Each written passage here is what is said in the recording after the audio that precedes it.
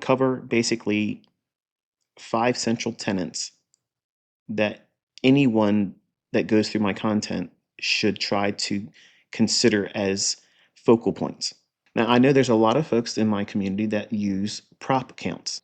I'm not trying to counsel you to use prop accounts. I am encouraging you to eventually, if you decide to do this with real money, use a small amount of money. Okay, now what's a small amount of money? Well, that's kind of my opinion is that if you're going to trade with live funds, the very minimum, the very, very, very minimum is 1,000 US dollars. Now, when I say that, that doesn't mean that you go out and try to trade larger than you should. With a $1,000 account, if you trade with a micro account, my advice is no one that ever transitions from paper trading into live account trading and or prop should ever go right into mini contracts, ever. So there's 5 central tenets I want to cover, and then we'll get into the nuts of this lecture because I don't want it to be too long. So making money with smart money concepts 101.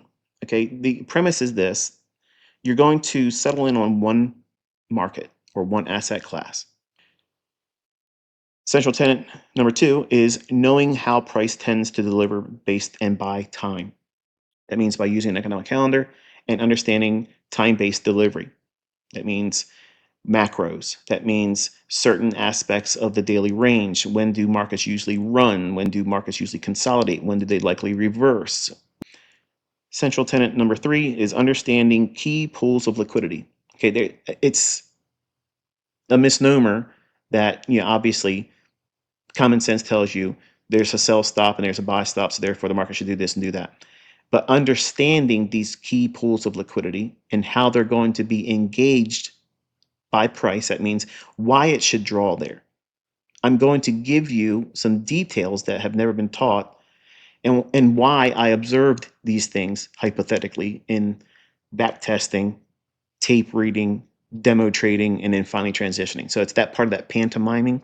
I'm showing you some of the things that I have had emails from students all around the world give me feedback about the things that they adopted. And in those same emails, they would say they were not interested in SMT divergence. They would say, I'm not interested in order blocks, or I'm not interested in fair value gaps, but I am interested in order blocks. Everybody has their own, I guess, adoption of the things that made sense to them in what I taught. So there isn't just one way of doing it, but I'm going to focus on the key pools of liquidity while building this model out. Central tenet number 4 is identifying inefficiencies in price. That means which ones really matter to me in this model.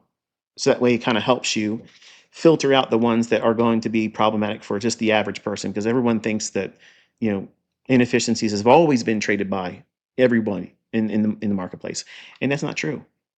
And number 5, finally, is utilizing simple points of entry and low-hanging fruit price objectives for targets. And then simply wash, rinse, repeat over and over again, doing the same thing.